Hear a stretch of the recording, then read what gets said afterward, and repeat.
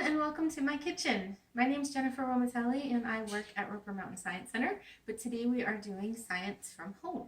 I have gathered ingredients together to do an experiment called elephant's toothpaste, and usually when we do this experiment at Roper Mountain we use ingredients that you have to order from a educational supply company that are laboratory grade, but today we're going to be using only ingredients that you can get either at the supermarket or in your own homes.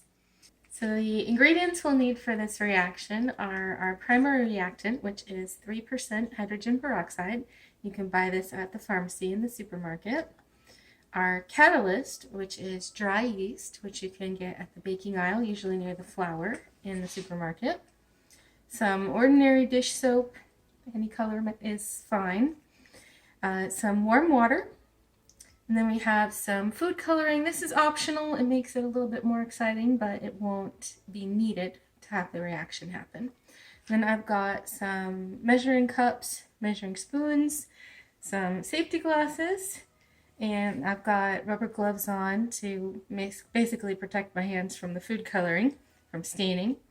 And our reaction is going to take place over here. We've got a tray just to make sure we catch anything that spills over. And this is just a small bottle. It can be glass, it can be plastic. We want it to be fairly small. This is 8 ounces. If you have a larger bottle than that, you might want to increase the amount of the ingredients that you put in.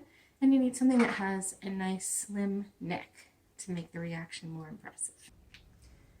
Alright, so we're going to get started with mixing our ingredients, and I will explain the science as we go. First thing we're going to mix together is some of the yeast. I've got a ½ teaspoon. I'm going to measure out and put it into another container. And we're going to add 2 teaspoons of the warm water to that. Now the yeast is our catalyst in this reaction. I'm just going to put a tiny bit extra water here. And the catalyst in a chemical reaction is something that facilitates the reaction. It's needed for the reaction to happen, but it doesn't actually change. So the yeast will go in as yeast, and at the end it'll still be yeast. It won't change into anything else. The reactant, the hydrogen peroxide, is what's going to change. Right, so mix that up pretty well, and then let that percolate a little bit while we gather the rest of what we need. Next is the hydrogen peroxide. I've already pre-measured 1/4 cup of that in this container. I'll put my eye protection on and we'll pour it into our bottle. Now the chemical formula for hydrogen peroxide is H2O2. That might sound very similar to you to the chemical formula for water, which is H2O. They seem very similar, but their properties are very different. Water, of course, is necessary for life. Hydrogen peroxide is actually poisonous and deadly to life. We're going to actually, in this reaction, change hydrogen peroxide into a combination of water, H2O, and O2, which is oxygen gas.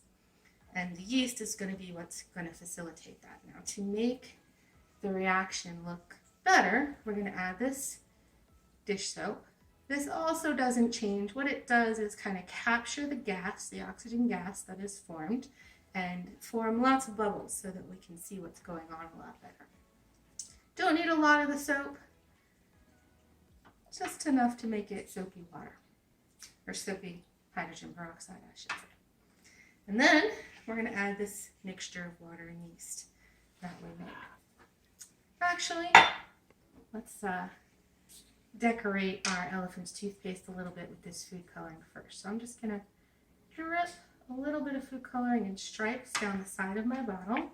And the hope is that when the reaction comes up out of the bottle, it'll look like striped toothpaste coming out of a tube.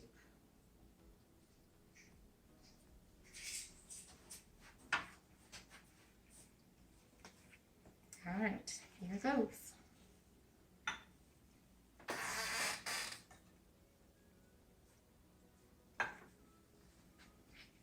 And it's off.